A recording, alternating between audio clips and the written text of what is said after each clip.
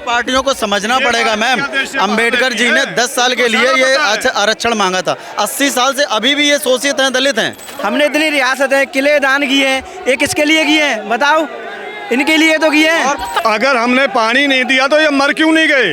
अपना कुआं क्यों नहीं खोद लिया? हाँ, अपने कुआं क्यों नहीं खोदे? अरे मरे कितने, वो आंकड़े बताओ हमें। पानी भी हमारा, कुआं भी हमारा।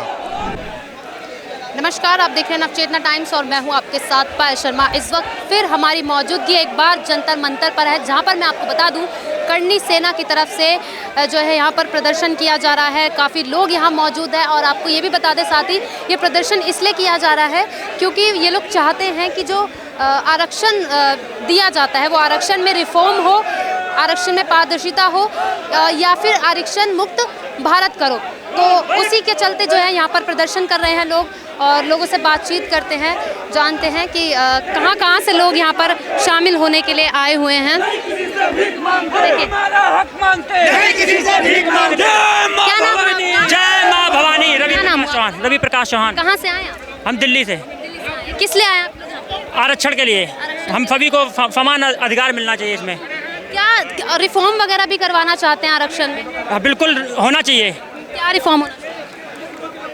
यही कि सभी बरादरी को जो जाति से हैं सबको बराबर का अधिकार मिलना चाहिए, आर्थिक स्थिति पे मिलना चाहिए सभी को। जाति से नहीं मिलना चाहिए। हाँ। आप कहाँ से आए? मैं जिला औरैया से आया हूँ। मेरा ये कहना है कि मैं बाबा भीमराव के संविधान को मैं बहुत आदरपूर्वक सम्मान करता हूँ। जो बाबा साहब ने कहा था कि जो हमारे समाज के दबे कुचले लोग हैं 80 वर्ग के, उनको 10 साल का आरक्षण दिया जाए। मैं मोदी जी से ये पूछना चाहता हूँ कि जब मोदी जी ने ये कहा था कि मैं बाबा साहब के सम्मान करता हूं, तो मोदी जी को बाबा साहब के संविधान पे कायम रहना चाहिए, क्योंकि ये संविधान जो दिया था आरक्षण 10 साल का दिया था। तो इस समय ज़रूरत है, देश को बहुत ही गंभीर विषय है कि देश को जो आर्थिक आधार पर आरक्षण देना चाहिए, क्योंकि सवर्ण लोगों में भी जो ऐसे लोग हैं आज दिन तक जिनके विपक्ष और कोई भी सरकार हो, चाहे बीजेपी सरकार हो चाहे विपक्ष हो, सारा विपक्ष भी ये कहता है कि जनरल कैटेगरी से जो आते हैं उनको क्या जरूरत है आरक्षण की। जो स्वर्ण समाज आता है, एक मिनट कंप्लीट करने दीजिए, स्वर्ण समाज के जो आते हैं उनको क्या आरक्षण की जरूरत है? वो तो ऑलरेडी अमीर होते हैं, उनको क्या जरूरत है?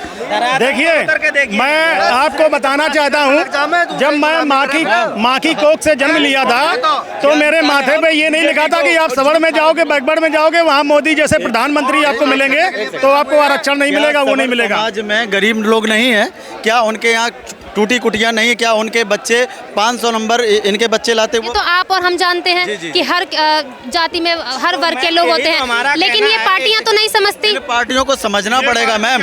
अंबेडकर जी ने 10 साल के लिए ये आरक्षण मांगा था, 80 साल से अभी भी ये शोषित हैं, दलित हैं। क्या इनको स्वर्ण समाज का बच्चा नहीं दिखता कि वो बेचारा इतने नंबर लाता है? पहले भी अत्याचार किया स्वर्ण समाज ने, आज भी अत्याचार कर रहा है। पहले भी पानी नहीं पीने दिया, अब भी भेदभाव करते हैं, चाय नहीं पिलाते अपने घर में। ये लोग अभी नहीं मैम, पानी पीने के लिए आदमी की मानसिकता, पानी पीने के लिए आदमी की मानसिकता अच्छी होनी चाहिए। हम और ये अगर मित्र हैं तो उसमें समाज कोई मायने नहीं रखता, आपके समाज से कुछ भी नहीं मायने रखता। और अगर हम आप मित्र नहीं, हमारे आपके संबंध नहीं मिलते हैं तो पानी पीने को कतई नहीं मिल सकता है। पानी वाली अगर आप बताइए, हमने इतनी रियासत है, किले दान किए हैं, ये किसके लिए किए हैं बताओ? इनके लिए तो किए हैं। पार्टियां तो नहीं समझती, पार्टियां नहीं समझती तो हम लोग तो समझते हैं, क्षत्रिय हम तो समझते हैं। पानी वाली बात का जवाब दूंगा। अगर हमने पानी नहीं दिया तो ये मर क्यों नहीं गए? अपना कुआं क्यों नहीं खोद लिया? हाँ, अपने कुआं क्यों नहीं खोदे? अरे मरे कितने, वो आंकड़े बताओ हमें। पानी भी हमारा, कुआं भी हमारा और व्यवस्था भी हमारी, खाना पीना भी हमारा, उसके बावजूद भी हम ही को गालियाँ। तो ये सरकार क्या ये देश से बाहर रहती है? इनको नहीं पता क्या हो रहा है। बीजेपी ने हमारे खिलाफ काम किया है, SC ST को मजबूत किया, UGC लेके आई है, रिजर्वेशन दिया है। क्या हमारे पास अलग से पैसा आता है? अरे हम भी तो गरीब हैं, हमने राज दिए, सारी रियासत दान में कर दी। अगर 10-20 रियासत भी इकट्ठी हो जाती तो क्या भारत बनता? भारत नहीं बनता ना, अलग देश होता। हमारा बलिदान, इन्होंने हमारी कांग्रेस ने पेंशन बांधी उन राजाओं की, बाद में वो पेंशन भी खत्म कर दी। तो जब से आज़ाद हुआ है आज तक हमारा उत्पीड़न हर गवर्नमेंट कर रही है। और हम ये चाहते हैं या तो हमारा अलग देश बनाया जाए। बीजेपी तो कहती है वो स्वर्ण समाज के हिंदू के लिए बात करते हैं। बीजेपी से घटिया गवर्नमेंट कोई नहीं है। बीजेपी की नज़र में सवर्ण समाज जो है एक खलनायक है। माननीय मोदी जी की नज़र में सवर्ण समाज खलनायक है। एक बात बताइए, जब किसे लाएंगे फिर सत्ता में, किसे लाएंगे? सत्ता में जो हमारे हित की बात लेकिन सवाल यहाँ पर ये भी खड़ा होता है, सवाल यहाँ ये भी खड़ा होता है कि हिंदुओं के हित की बात या स्वर्ण समाज के हित की बात कौन सी पार्टी करती है, बताइए। जो सबके हित की बात करेगा, ये नहीं कि हमें खलनायक घोषित कर दो।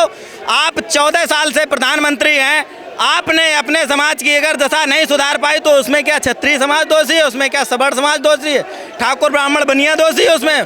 बताइए आप। सवर्ण समाज ने हमेशा इतिहास में उठा के देख लिया, प्राचीन काल से लेकर देश में अपनी कुर्बानियां दी हैं, सर कटवाए, रियासतें दान करी हैं। और ये लोग जो पानी की बात करते हैं मैडम, तो ये लोग अभी तक जिंदा कैसे, आप ये बताइए। अगर उन्होंने पानी नहीं पिया तो ये लोग जिंदा कैसे हैं? कहते हैं किसी दलित के घर में जाए चाय पीने तो वो दूसरे ग्लास में हमें चाय देता है। ये गलत बात है बिल्कुल। मेरे यहाँ बहुत सारे दलित आते हैं, बाकायदा साथ सम्मान बैठते हैं, लेकिन उनकी जो क्लास में देता है उनके कर्म ही ऐसे रहे होंगे, उनके कर्म ही ऐसे रहे होंगे। और जहाँ तक उसकी बात है, बीजेपी की जो बात है, हमने बीजेपी को हर तरह सींचा और बीजेपी ने हर जगह हमारा गला काटा। हमारे यहाँ गरीबी नहीं है क्या? हमारे राज्य गए, रियासत गए, फिर भी इन्होंने बराबर नहीं किया। जहाँ तक हिंदुत्व की बात थी ना, हिंदुत्व का ठेका क्या स्वर्ण समाज ने ले रखा है? बीजेपी ने कितने मुसलमानों को देश से बाहर भगाया? अगर ये हिंदुत्व की बात करती है तो मुझे बताया कि बीजेपी ने कितनों को भगाया है। दूसरी बात ये है कि इसका तो एजेंडा है हिंदू मुसलमान करना। ये तो खुद ही हिंदुओं को बांट रही है। क्षत्रियों को इसने ओबीसी में बांटा।